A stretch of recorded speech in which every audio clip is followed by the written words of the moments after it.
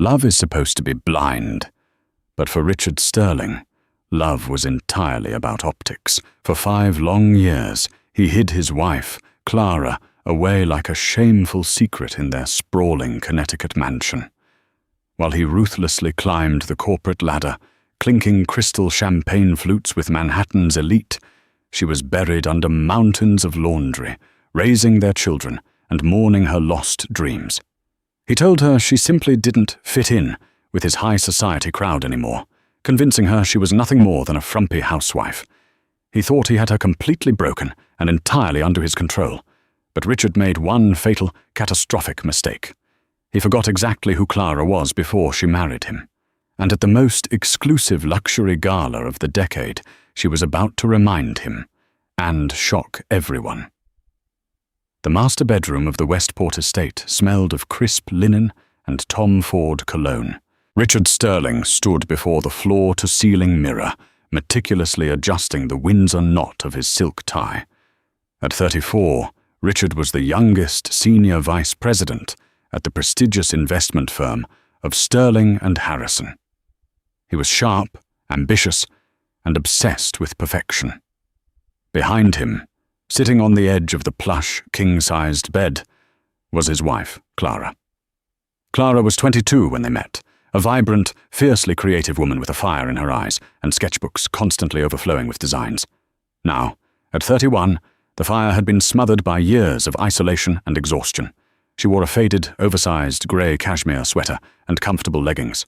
Her dark hair, which she used to cut into an edgy, asymmetrical bob, was now pulled back into a messy, utilitarian bun. Dark circles framed her expressive green eyes, the undeniable signature of raising 2 toddlers virtually single-handedly, while her husband conquered the financial world. "Are you sure you don't want me to wait up?"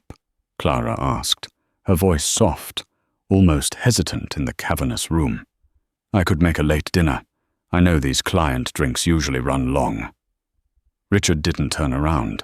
He leaned closer to the mirror, inspecting a non-existent flaw on his jawline. "Don't bother, Clara. I'll probably grab something at Le Bernardin with the partners.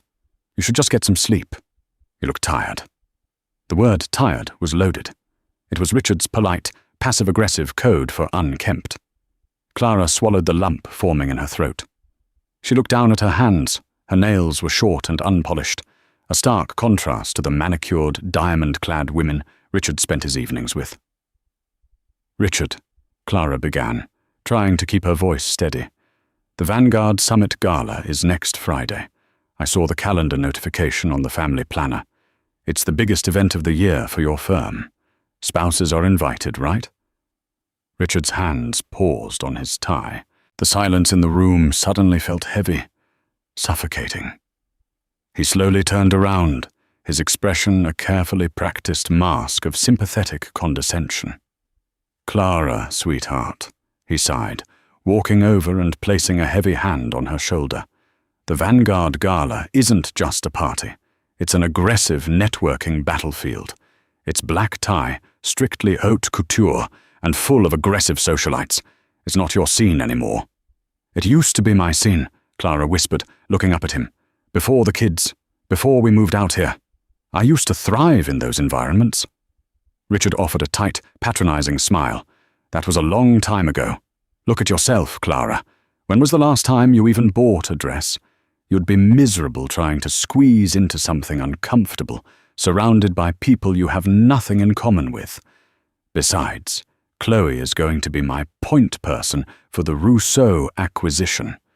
We need to present a unified, aggressive front." Chloe Sinclair. The name sent a familiar, icy spike through Clara's chest.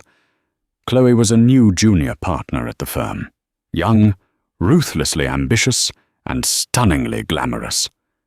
She possessed the kind of sharp, polished beauty that Richard constantly praised. "So you're taking Chloe as your +1?" Clara asked, her voice tightening. "She's a colleague, Clara." "Don't be dramatic," Richard snapped, his patience evaporating instantly. He grabbed his custom-tailored suit jacket from the valet stand. "I'm trying to secure a $100 million buyout of a French fashion house, And you're worried about a party. Stay home with Oliver and Sophie. It's where you're needed. It's where you belong." Without another word, Richard grabbed his leather briefcase and walked out. Clara listened to the heavy thud of the front door, followed by the low growl of his Porsche backing out of the driveway. She stood up and walked over to the mirror Richard had just abandoned. She stared at her reflection. The woman looking back at her was a ghost. She had given up her own thriving career in the fashion industry to support Richard's ascent, moving to the suburbs, managing the household, and raising their children so he never had to worry about a thing. And her reward?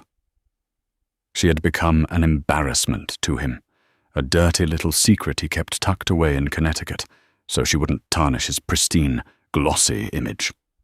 A tear slipped down her cheek, but Clara wiped it away furiously. She was tired of crying. She was tired of feeling invisible. But as she turned off the bedroom lights and walked down the hall to check on her sleeping children, she didn't yet know that her breaking point was less than 12 hours away. Saturday morning arrived with a dreary, grey drizzle that perfectly matched Clara's mood. Richard had left the house by 7 a.m., claiming he had an emergency weekend strategy summit in Manhattan regarding the upcoming acquisition of Atelier Rousseau, a notoriously elusive, high-end French luxury brand. Clara spent the morning feeding the kids, breaking up arguments over toys, and cleaning up spilled juice. By noon, she finally managed to get both Oliver and Sophie down for a nap. Enjoying a rare moment of silence, she went into Richard's pristine home office to empty the trash and gather some stray coffee mugs. As she reached for a mug on his mahogany desk, the screen of his iPad Pro, which he had accidentally left behind and unlocked, suddenly lit up. A text message notification flashed across the screen. "Chloe Sinclair, did you leave the house mouse some cheese before you left? Can't wait for the suite at the plaza tonight." Clara froze. The air in the room seemed to vanish. Her heart hammered against her ribs like a trapped bird. Her hand trembled violently as she reached out and hovered her finger over the screen. She knew that opening the message thread would open Pandora's box, irrevocably destroying her marriage. But the disrespect, the sheer, cruel audacity of being called a house mouse, shattered whatever restraint she had left. She tapped the screen. The message thread between Richard and Chloe loaded, stretching back for months. It wasn't just a physical affair. It was an emotional assassination. Clara scrolled, her vision blurring with furious tears as she read the exchanges. "Richard, she actually asked to go to the Vanguard Gala last night. Can you imagine?" Chloe, "LMAO. What would she even wear? A maternity sweater. You handled it, right?" Richard, "Of course. Told her she wouldn't fit in. She bought it. She's completely clueless. See you at the gala. Wear that red silk dress. I want everyone looking at us."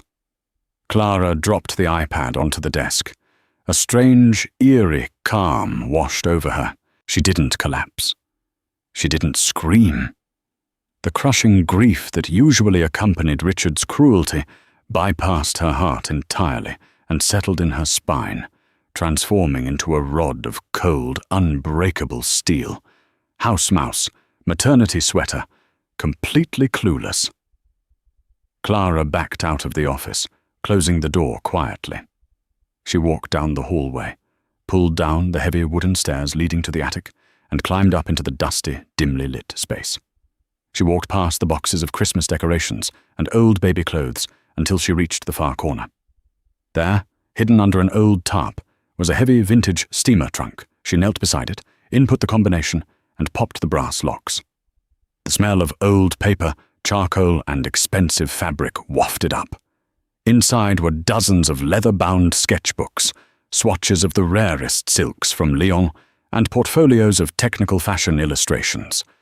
Before she was Clara Sterling, the invisible suburban housewife, she was Clara Beaumont. And Clara Beaumont wasn't just a fashion student. She was a prodigy. 6 years ago, she had worked in Paris under a strict non-disclosure agreement as the anonymous lead ghost designer for none other than Atelier Rousseau. She was the secret genius behind their most critically acclaimed collection, known to the industry elite only by her initials, CB. She had walked away from it all when she got pregnant with Oliver, choosing family over the grueling, cutthroat world of Parisian haute couture. Richard, who only cared about numbers and spreadsheets, never understood the magnitude of her talent. To him, she had just sketched dresses. As Clara dug through the trunk, her hand brushed against something stiff and unfamiliar. It was a thick, black, velvet-textured envelope. It looked relatively new. Frowning, Clara pulled it out. The wax seal on the back bore the distinct, elegant crest of Atelier Rousseau. But what made Clara's blood run cold was the name elegantly calligraphed on the front, Madame Clara Beaumont, personal and confidential. The envelope had been opened. Richard had intercepted it. Clara pulled out the heavy cardstock inside. It was a personal letter from Antoine Rousseau, the legendary founder of the fashion house. My dearest Clara, CB, it has been too long. The soul of Atelier Rousseau has missed your touch.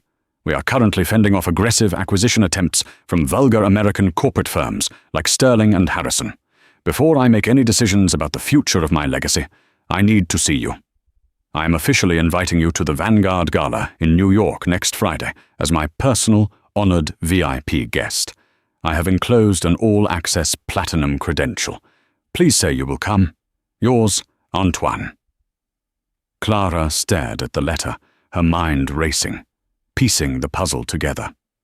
Richard's firm was trying to buy Atelier Rousseau.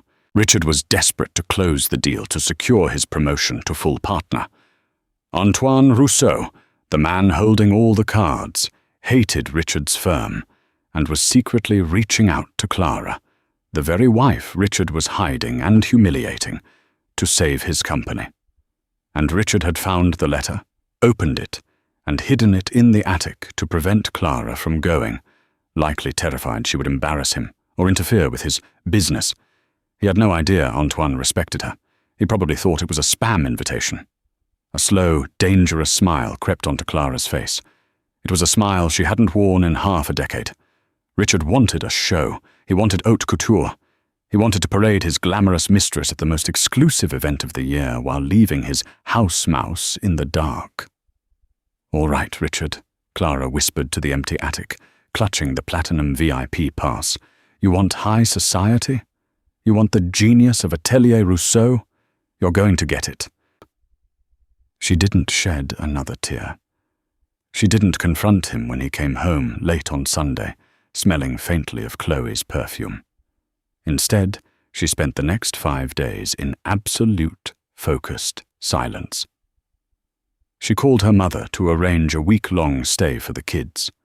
She maxed out a secret credit card she had kept from her Paris days to rent a private suite at the St. Regis, and most importantly, she unlocked her creative vault, pulling out a design she had drafted years ago but never had the courage to bring to life. The house mouse was dead. Clara Beaumont was about to make her spectacular return, and she was going to burn Richard Sterling's perfectly curated world to ashes. By Tuesday morning, the Connecticut house was dead silent. Richard had left for a crucial pre-gala strategy week in the city, which Clara knew perfectly well was a thinly veiled excuse to spend 5 days with Chloe Sinclair at the plaza. Clara didn't care. His absence was exactly the runway she needed. After tearful but firm goodbyes, she had dropped 4-year-old Oliver and 2-year-old Sophie at her mother's idyllic farmhouse in upstate New York. Her mother, a shrewd woman who had never quite trusted Richard's overly polished veneer, took one look at Clara's eyes and didn't ask a single question. She simply took the children, kissed her daughter's forehead, and said, "Do what you need to do." Clara drove her modest Volvo SUV directly into Manhattan, leaving it at a long-term parking garage before taking a cab to the St. Regis. When she walked into her opulent, antique-furnished suite, she didn't collapse onto the plush, king-sized bed. Instead, she immediately opened the vintage steamer trunk she had hauled from her attic and pulled out her phone. She dialed a number she hadn't called in 6 years. It rang 3 times before a gruff, heavily accented voice answered. Henri Dupont bespoke. We are not taking new clients for the season. Goodbye. Henri, Clara said, her voice steady. It's CB. Silence hung on the line, thick and heavy. Then the sound of scissors dropping onto a wooden cutting table echoed through the speaker. Clara, mon Dieu, Clara Beaumont. They told me you died, or worse, moved to the American suburbs to bake pies. The latter, unfortunately, Clara replied, a dry smile touching her lips. Henri, I need a favor. The biggest favor I've ever asked. I need your private studio, your fastest seamstresses, and your absolute discretion. I have 4 days to build a masterpiece for the Vanguard Gala. Henri, a master tailor who had once turned Clara's wildest, gravity-defying sketches into reality during her secret tenure at Atelier Rousseau, let out a booming laugh. 4 days? For the Vanguard? You are insane, my dear. Get down to Soho immediately. The espresso is already brewing. For the next 96 hours, Henri's private subterranean atelier became Clara's war room. The house mouse that Richard had so easily dismissed was gone, replaced by the relentless, visionary artist who had once brought the Parisian fashion elite to their knees. They worked with a manic, obsessive energy. Clara had selected a fabric she had hoarded for years. A mesmerizing, midnight blue silk organza woven with microscopic threads of crushed onyx, giving the material a liquid, shifting luminescence under direct light. It wasn't just a dress, it was architectural warfare. The bodice was an aggressive, structured corset of asymmetrical pleating that mirrored the iconic shattered glass motif she had secretly invented for Rousseau's legendary 2018 winter collection, a technique that no other designer had ever successfully replicated. The skirt flowed like dark water, featuring a daring, thigh-high slit that was both elegant and lethal. As Clara stood on the pedestal on Thursday night, exhausted but glowing, Henri carefully pinned the final drape of the silk across her shoulder. He stepped back, wiping a bead of sweat from his brow, his eyes shining with unshed tears. It is perfect, Henri whispered reverently. It is the phantom of Rousseau, brought to life. When Antoine sees this, when the world sees this. I'm not doing this for the world, Henri, Clara said, her green eyes cold and sharp in the mirrored reflection. I'm doing this for a specific audience of 2, and a certain husband who forgot how to see me. Meanwhile, just 30 blocks uptown, in a sprawling suite at the Plaza Hotel, Richard Sterling was pouring himself a glass of 20-year-old Macallan. Chloe Sinclair lounged on the velvet sofa, reviewing the final slides of their aggressive acquisition deck. Antoine Rousseau is a sentimental old fool, Chloe sneered, tapping her manicured nail against the iPad screen. He's bleeding capital because he refuses to mass-produce his pret-a-porter lines. Tomorrow night, we corner him at the Gala. We present the buyout not as an option, but as an inevitability. If he resists, we initiate the hostile takeover Monday morning. Richard smirked, loosening his tie. He felt invincible. He was about to secure his partnership. He had the most beautiful woman at his firm in his hotel room, and his naive, frumpy wife was safely tucked away in the suburbs, probably folding laundry. Rousseau won't know what hit him, Richard said, clinking his crystal glass against Chloe's. By midnight tomorrow, Atelier Rousseau belongs to Sterling and Harrison, and I will finally have everything I deserve. He had no idea how right and how devastatingly wrong he was. The Vanguard Summit Gala was held at Cipriani Wall Street, a venue that practically dripped with neo-Greek grandeur, massive marble columns, and towering vaulted ceilings. By 9 p.m., the grand ballroom was a sea of bespoke tuxedos, blinding diamonds, and the intoxicating scent of expensive perfumes. This was the undisputed epicenter of power in New York City, a collision of high finance, high fashion, and high society. Richard Sterling arrived precisely at 9:15 p.m., perfectly calibrated for maximum impact. He wore a custom Tom Ford tuxedo that fit him like a glove. On his arm was Chloe Sinclair, looking undeniably striking in a blood-red silk sheath dress that left very little to the imagination. They walked the red carpet with the synchronized arrogance of conquering royalty, pausing just long enough for the society photographers to capture their power couple aesthetic. "There he is," Chloe whispered, her grip tightening on Richard's arm as they stepped into the main ballroom. Standing near the towering ice sculpture at the center of the room, flanked by two imposing bodyguards, was Antoine Rousseau. The legendary French designer was in his late 60s, sporting a silver beard and an impeccably tailored velvet smoking jacket.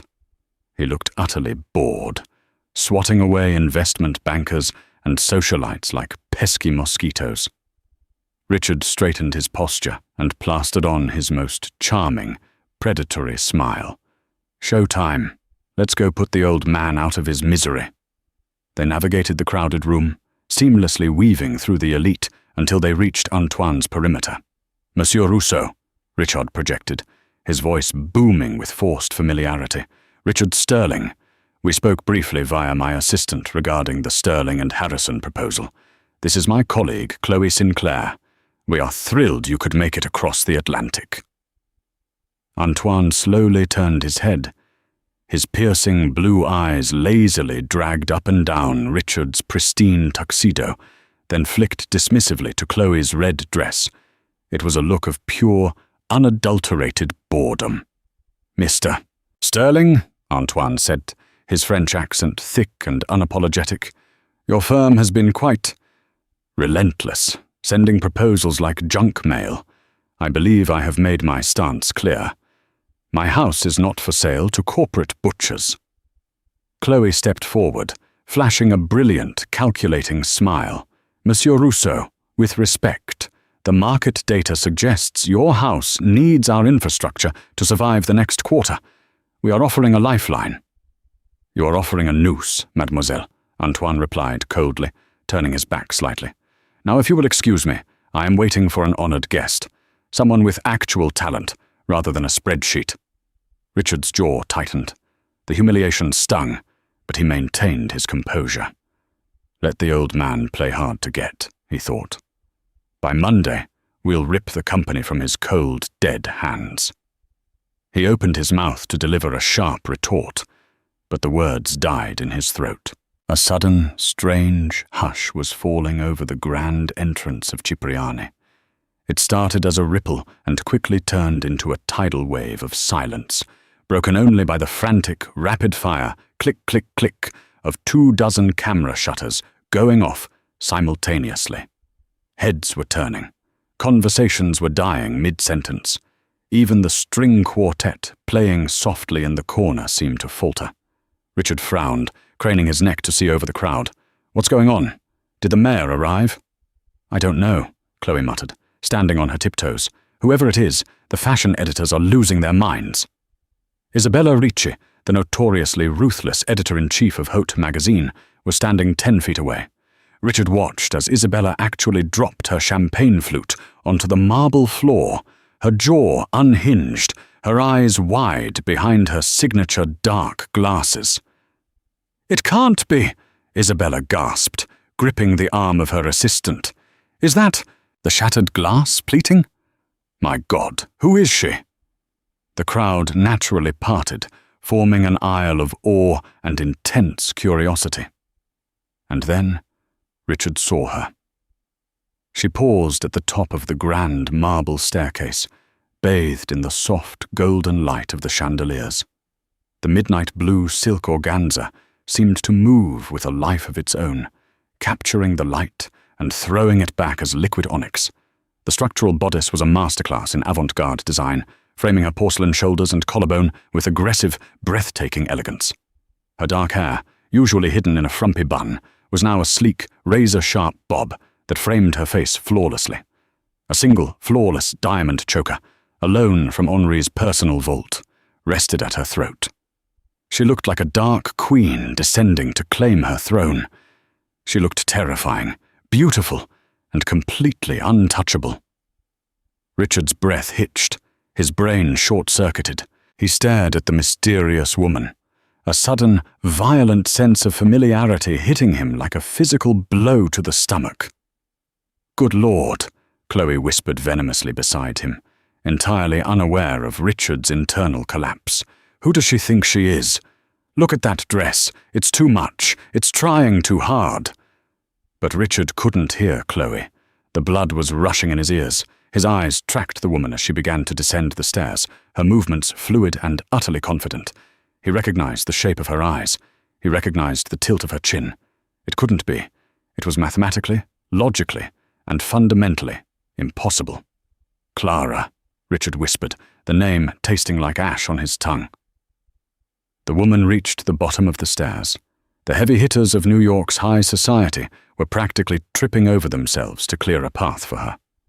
As she walked, her gaze swept the room. It bypassed the billionaires, the celebrities, and the politicians. Her striking green eyes locked dead onto the center of the room. They locked dead onto Richard. For a split second, Clara paused. She looked at Richard, then at Chloe standing beside him in her predictable red dress. A slow, chilling smile spread across Clara's lips, a smile that communicated absolute, devastating power. Richard felt his knees go weak. It was Clara, his house mouse, the woman he had mocked, hidden away, and betrayed, and she was currently commanding the attention of the most powerful people in the Western Hemisphere. But the true shock was yet to come. Antoine Rousseau, who had been completely ignoring Richard a moment ago, suddenly let out a loud, joyous laugh that echoed through the quiet ballroom. The legendary designer shoved past Richard, completely knocking Chloe out of the way, and practically ran toward Clara. "CB!" Antoine roared, throwing his arms wide open. Right in front of the flashing cameras, the Vogue editors, and a paralyzed Richard Sterling, the billionaire founder of Atelier Rousseau, dropped to one knee, took Clara's hand, and kissed the back of it with absolute reverence. "My muse," Antoine declared, his voice carrying over the stunned crowd. "You have finally returned to me." The silence in Cipriani Wall Street was absolute, broken only by the frantic mechanical whir and clicking of press cameras. To Richard Sterling, the sound was deafening, like a firing squad loading their rifles. Antoine Rousseau, a man who possessed a legendary disdain for American corporate culture, was kneeling on the imported marble floor. He held the hand of the woman Richard had hidden in a Connecticut suburb for 5 years, treating her like royalty. "Antoine, please," Clara said, her voice a smooth, melodic purr that carried effortlessly across the silent room. "You are embarrassing me. Stand up. It has been far too long." She spoke with a cool, refined, transatlantic lilt that Richard had never heard her use. Antoine stood, his eyes shining with genuine emotion. "Embarrassing you? My dear CB, I am honoring the ghost that gave my house its soul. For 6 years, the industry has begged me to reveal the genius behind the 2018 Shattered Obsidian collection.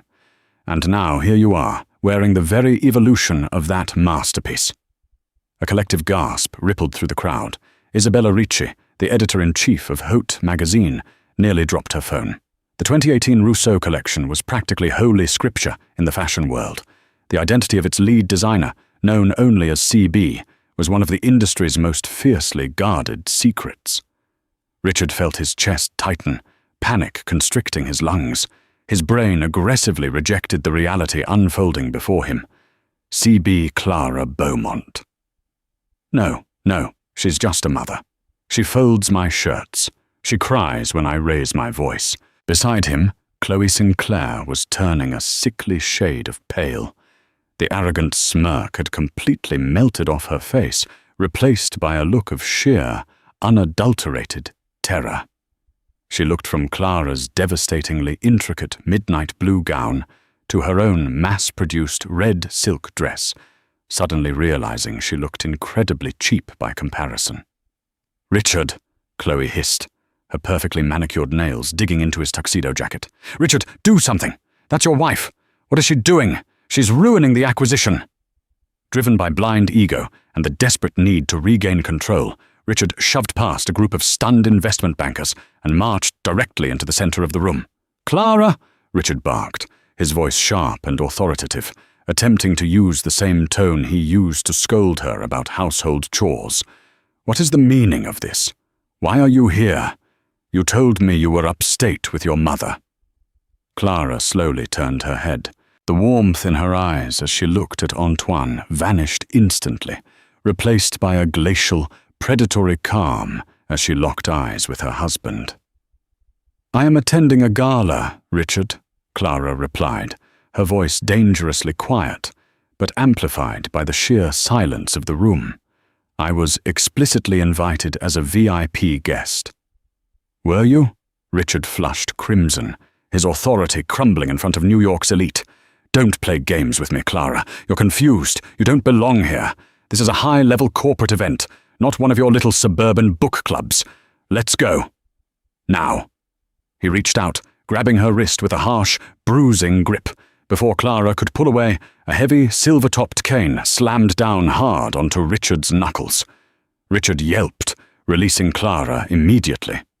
He stumbled back, clutching his hand, to find Antoine Rousseau glaring at him with a look of pure, homicidal disgust. The French billionaire stepped smoothly in front of Clara, shielding her. "Do not ever touch her with that vulgar hand again," Antoine growled, his thick accent dripping with venom. He looked at Clara, then back at Richard, the realization dawning on his weathered face. "Wait. You are Richard Sterling, the corporate butcher from Sterling and Harrison, the man sending me harassing emails for 6 months. I am the senior vice president of the firm that is going to save your dying brand, Monsieur Rousseau," Richard spat, trying to salvage his pride. "And this woman is my wife. She's unwell. She needs to go home." Antoine let out a dry, humorless bark of laughter that echoed off the vaulted ceilings. "Save my brand? You arrogant, oblivious little boy." Antoine signaled to the string quartet to stop playing altogether. He turned to the crowd, grabbing a microphone from the podium that had been set up for the evening's speeches. "Ladies and gentlemen of the press, and esteemed guests of the Vanguard Summit," Antoine announced, his voice booming through the speakers. "For months, the vultures of Wall Street, specifically the firm of Sterling and Harrison, have been circling Atelier Rousseau, attempting a hostile takeover. They believe my house is weak. They believe I have no successor." Antoine turned and extended a hand toward Clara. She stepped forward into the spotlight, the crushed onyx threads in her gown catching the light like a dark, starry night. "Allow me to officially introduce my successor," Antoine declared, "the new creative director, acting CEO, and majority shareholder of Atelier Rousseau, Madame Clara Beaumont." The ballroom erupted. It was a scene of absolute pandemonium. Photographers shoved each other to get a clean shot of Clara. Fashion executives began frantically texting their boards of directors. Richard felt the floor drop out from beneath him. A cold sweat broke out across his forehead. Majority shareholder? CEO. Clara wasn't just wearing a pretty dress. She owned the company he had promised to buy. She held his entire career, his partnership, and his professional reputation in the palm of her elegantly manicured hand. And she was about to crush it. The air inside the cavernous hall of Cipriani Wall Street felt as though it had been violently sucked out by a vacuum. The only sound left in the wake of Antoine Rousseau's earth-shattering announcement was the frantic, aggressive frenzy of 100 camera shutters firing simultaneously. To Richard Sterling, the rapid click-click-click sounded exactly like the ticking of a bomb that had just been detonated directly beneath his carefully curated, perfect life. Clara stood at the center of the pandemonium, bathed in the golden light of the chandeliers. The crushed onyx threads woven into a midnight blue silk gown caught the aggressive flashes of the paparazzi, making her look as though she were draped in a glittering, impenetrable armor of night sky. She did not shrink back. She did not look down. The timid, exhausted housewife who had spent the last 5 years folding Richard's custom shirts in a lonely Connecticut laundry room was gone, completely eradicated by the sheer, imposing presence of the new CEO of Atelier Rousseau. As the flashbulbs continued to explode around them, Clara slowly turned her head. Her striking green eyes bypassed the stunned billionaires and the gawking fashion editors, locking directly onto Chloe Sinclair. Chloe was currently standing near a massive, melting swan ice sculpture, trembling so violently that the champagne in her glass was spilling over the rim onto her knuckles. The arrogant, triumphant smirk she had worn all evening had melted into a mask of pure, unadulterated terror. Suddenly her blood-red silk sheath dress, which she had bought specifically to outshine everyone in the room, looked tragically cheap, like a mass-produced knockoff standing next to an irreplaceable museum artifact. Clara leaned slightly towards the silver microphone that Antoine still held in his hand. When she spoke, her voice was a smooth, melodic purr that carried effortlessly across the silent, captivated ballroom. "Oh, and Richard?" Clara said, her tone dripping with a refined, venomous elegance. "I was doing a bit of light tidying in your home office this weekend. It seems you accidentally left your iPad unlocked on your desk. I received the fascinating text messages you and your colleague exchanged." A collective, scandalized gasp rippled through the crowd of New York's elite. Wall Street titans and high society socialites leaned in, practically salivating at the unfolding drama. Clara shifted her gaze entirely to the trembling junior partner. It seems Miss Sinclair was incredibly concerned about what the house mouse would be wearing tonight.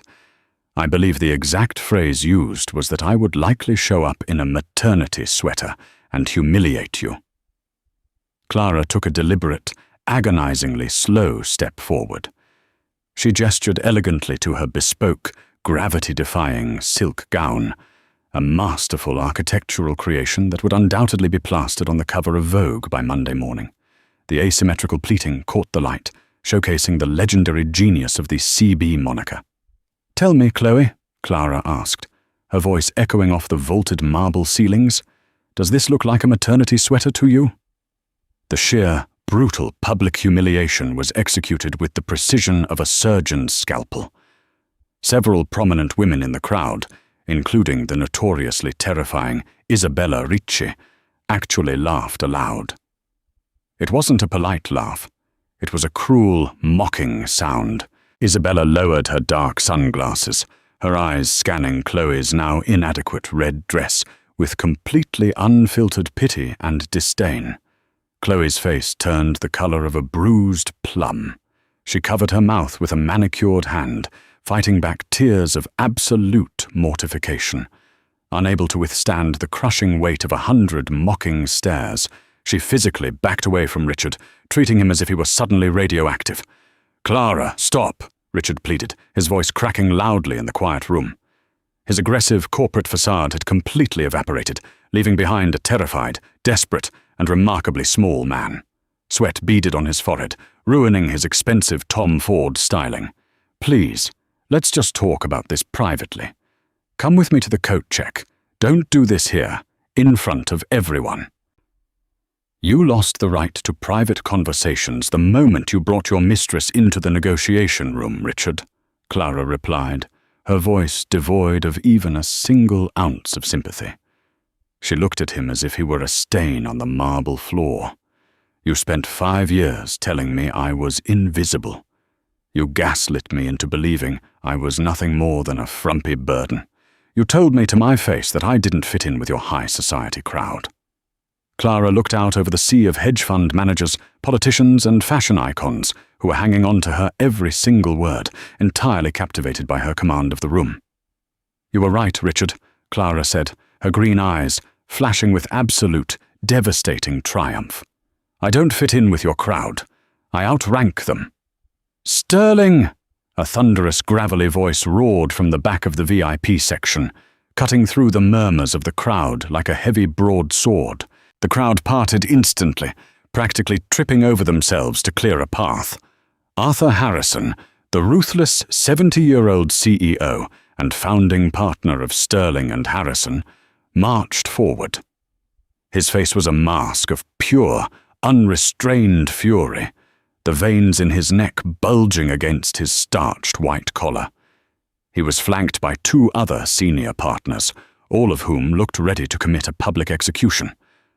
"Arthur, sir," Richard stammered, his posture instantly crumbling into pathetic submission. He held his hands up defensively. "I can explain. I swear to you I had no idea.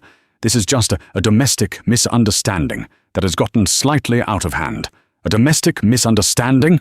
Arthur bellowed, completely ignoring the flashing cameras of the press. He stopped inches from Richard's face, his voice dripping with acid. "You assured the board of directors that you had Antoine Rousseau cornered. You guaranteed us the acquisition of the Decade by midnight tonight. And I arrive here to find out that not only is the company firmly not for sale, but the newly appointed CEO is your alienated, publicly humiliated wife?" Arthur turned his furious, predatory gaze towards the trembling woman in the red dress. "And you, Sinclair, you were supposed to be the closer on this deal. Instead, you're standing there crying, acting as the punchline to a joke in front of the entire global financial sector." "Arthur, I had no ideas!"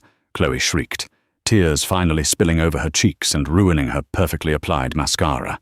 Desperation made her vicious, and she reverted to her basic survival instincts. She pointed a trembling finger directly at Richard. "Richard lied to me. He told me his wife was a nobody. He said she was just a stay-at-home mother who baked cookies. He's a liability, Arthur. He bungled this entire acquisition because of his own massive ego." Richard stared at Chloe, his jaw dropping in sheer disbelief. The woman he had risked his marriage for, the glamorous mistress he had showered with expensive hotel rooms and designer jewelry, had just thrown him under a speeding bus without a second of hesitation to save her own skin. Arthur Harrison sneered in absolute disgust, looking at Richard as if he were a dying insect. Then, in a display of sociopathic corporate agility, Arthur physically turned his back on his senior vice president. He faced Clara, immediately changing his entire demeanor from a raging tyrant to one of groveling, polished diplomacy. "Madame Beaumont," Arthur said, offering a deep, respectful nod. "Please accept my deepest, most sincere apologies for the spectacularly unprofessional conduct of my employees. I assure you, this does not reflect the values of my firm."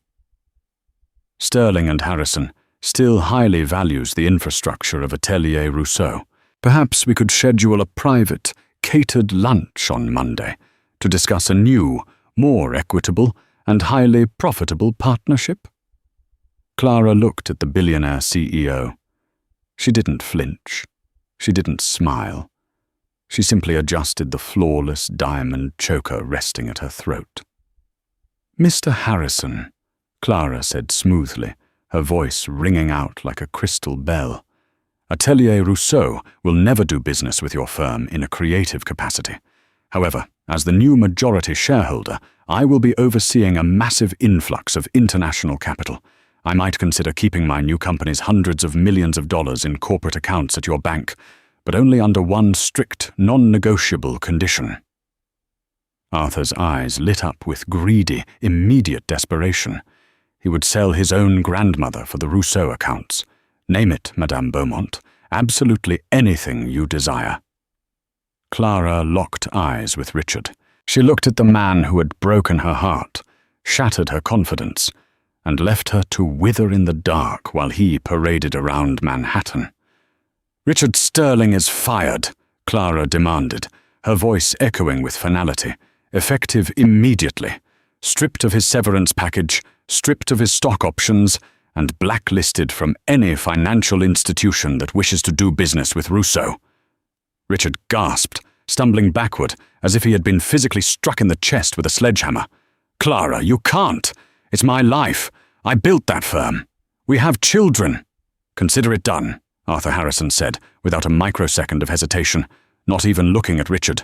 He waved a dismissive hand. "You're done, Sterling. Your keycard is deactivated. Clear your desk by midnight, or security will throw your belongings into the street. Sinclair, you're on probation. Get out of my sight before I fire you, too."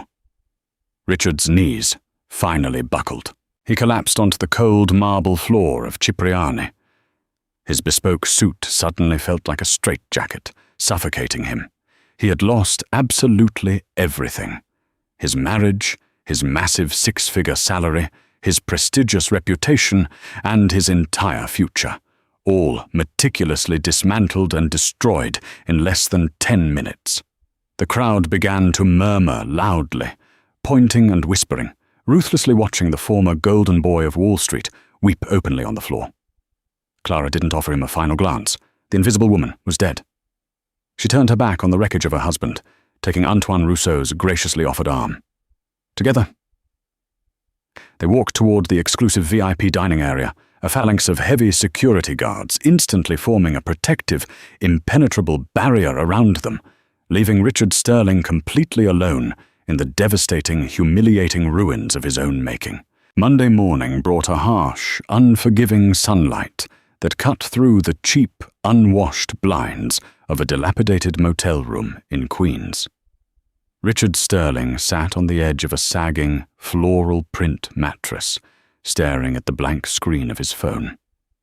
72 hours ago, he was the golden boy of Wall Street, drinking Macallan at the plaza and preparing to secure a $100 million buyout. Now he was a pariah. The fallout from the Vanguard Gala had been nuclear. Isabella Ricci's scathing two-page editorial in Haute magazine had hit the digital presses on Sunday morning. The headline read, "The Muse Returns, How CB Resurrected Rousseau and Destroyed Wall Street's Most Arrogant Executive." It featured a high-resolution, full-page photograph of Clara looking like a victorious goddess, while Richard was captured in the background, on his knees, his face twisted in pathetic desperation. The humiliation was total. Arthur Harrison hadn't just fired Richard. He had systematically nuked Richard's entire network. When Richard tried to call his contacts at Goldman Sachs and Morgan Stanley on Sunday afternoon, begging for a junior analyst position just to keep his health insurance, his calls went straight to voicemail. No one wanted the man who had publicly botched the acquisition of the decade and been humiliated by his own wife. Even Chloe had abandoned ship. When Richard texted her, desperate for an ally, the message immediately bounced back green. She had blocked his number, packed up her desk, and fled to a boutique firm in Chicago to escape the unrelenting mockery of the New York financial sector. "I can fix this," Richard muttered to himself, his hands shaking as he rubbed his bloodshot eyes. "I just need to access the offshore accounts, the Cayman investments. I can hire a crisis PR firm. I can sue her for alimony." He pulled up his banking app, typing in his master password. He had been secretly siphoning marital funds for 3 years, preparing for the day he would inevitably dump Clara for someone younger and more glamorous. He smiled grimly as the loading wheel spun. He still had $2 million hidden away. He wasn't entirely dead yet. The screen loaded. Richard's heart stopped. Account balance, $0. Status, frozen by court order. A violent knock on the motel room door made him jump out of his skin. He stumbled over, unlocking the flimsy chain. A bored-looking process server stood in the hallway, holding a thick manila envelope. "Richard Sterling?" the man asked, chewing a piece of gum. "Yes," Richard croaked. "You've been served." The man shoved the envelope into Richard's chest and walked away without another word. Richard tore it open.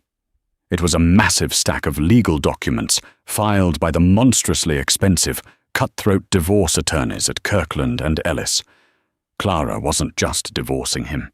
She was dismantling him. The documents detailed a forensic financial audit that had easily uncovered his hidden offshore accounts, his unauthorized credit lines, and the thousands of dollars he had spent on hotel rooms and jewelry for Chloe Sinclair. At the bottom of the first page was a sticky note, written in Clara's elegant, sweeping handwriting. "See you at 2 p.m. Don't be late." At exactly 1:55 p.m., Richard walked into the soaring, glass-walled conference room on the 50th floor of the Kirkland and Ellis skyscraper in Manhattan. He looked 10 years older, His suit was rumpled, his hair was unkempt, and the arrogant swagger that had once defined him was completely gone. Sitting at the head of the massive mahogany table was Clara. She looked immaculate. She was wearing a tailored, double-breasted cream suit from her upcoming Rousseau spring collection, paired with vintage Cartier earrings. Beside her sat two incredibly intimidating lawyers who looked like they enjoyed destroying lives for sport. "Have a seat, Richard," Clara said smoothly, not bothering to stand up. Richard sank into the leather chair opposite her. "Clara, please. You froze my accounts. My Porsche was repossessed this morning because the lease was tied to the firm. I have nothing." "You have exactly what you earned," Clara replied, her voice as cold as ice. She slid a thick, leather-bound folder across the table. "This is the final settlement. You are going to sign it right now, or my legal team will drag this out in open court until the press uncovers every single pathetic, illegal financial maneuver you made at Sterling and Harrison. You'll go from being unemployed to facing federal wire fraud charges." Richard frantically opened the folder, his eyes scanning the aggressive legal jargon. His face grew paler with every page he turned. "Full custody," Richard gasped, looking up. "You're taking Oliver and Sophie." "I already have them," Clara corrected him sharply. "They are currently on a private jet bound for Paris with my mother. They will be attending the international school, and they will grow up surrounded by art, culture, and love. Not by a father who views them as accessories for his Christmas cards." "You're taking the Connecticut house?" "I'm selling the Connecticut house," Clara said, taking a sip of sparkling water. "The proceeds will reimburse the marital funds you embezzled to pay for your mistress. You will receive 0 alimony. You will walk away with your clothes, your debt, and the profound realization that you threw away a diamond to pick up a worthless rock." Richard felt the tears welling up in his eyes. The absolute, crushing reality of his karma had finally arrived. He was a man who worshipped status, power, and wealth, and the quiet, unassuming woman he had treated like dirt had just stripped him of all three in less than a week. "Clara, I'm sorry," Richard wept, his voice breaking. "I was blind. I was stupid. I love you." Clara leaned forward, resting her elbows on the mahogany table. She looked at the broken man weeping in front of her, and for the first time she felt absolutely nothing. No anger, no sadness. Just a quiet, profound relief. "You didn't love me, Richard," Clara said softly, but firmly. "You loved the convenience of me. You loved having a maid, a nanny, and a punching bag all rolled into one so you could pretend to be a king. But kings are born, Richard. They aren't made in cubicles." She slid a sleek silver Mont Blanc pen across the table. It stopped precisely in front of his trembling hands. "Sign the papers, Richard. The house mouse has places to be." Defeated, utterly destroyed, and completely outmatched, Richard picked up the pen and signed his name, signing away his family, his wealth, and his dignity. 6 months later, the Grand Palais in Paris was illuminated by 1,000 spotlights. It was the closing night of Paris Fashion Week, and the anticipation in the air was electric. Backstage, Clara Beaumont stood before a massive mirror, adjusting the delicate, shattered glass silk collar of her lead model. She was no longer the exhausted, invisible wife hiding in the suburbs. She was the undisputed queen of the fashion world. Sales at Atelier Rousseau had skyrocketed by 400% since she took over as CEO and creative director. Antoine Rousseau, now happily retired in the south of France, sent her a bouquet of white roses every single morning. The stage manager jogged over, wearing a headset. "Madame Beaumont, they are ready for you. The crowd is going wild." Clara smiled.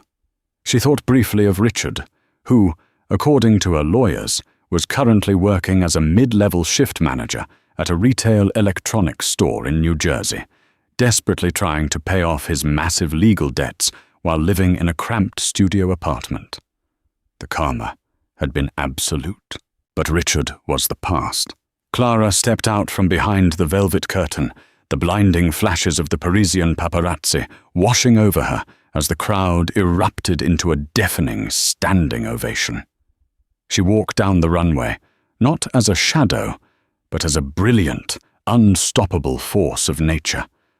She had finally stepped into the light, and she was never, ever going back to the dark. What an absolutely epic and satisfying conclusion to Clara's journey. From being hidden away and humiliated to completely destroying Richard's corrupt corporate world and reclaiming her throne in Paris, Clara proved that you should never underestimate the quiet ones. Richard's devastating fall from a high-powered Wall Street executive to a broke retail worker is the exact kind of instant karma he deserved for betraying his family. Did you expect Clara to take over the entire company and fire him on the spot? Let me know your favorite twist in the comment section down below. If this story of ultimate revenge, high fashion, and justice kept you on the edge of your seat, please absolutely smash that like button right now. It helps the channel bring you more amazing real-life drama stories. Don't forget to share this video with someone who loves a brilliant underdog victory, and hit that subscribe button with the notification bell turned on so you never miss out on our next thrilling storytelling adventure. Thank you so much for listening, and I will see you all in the next video.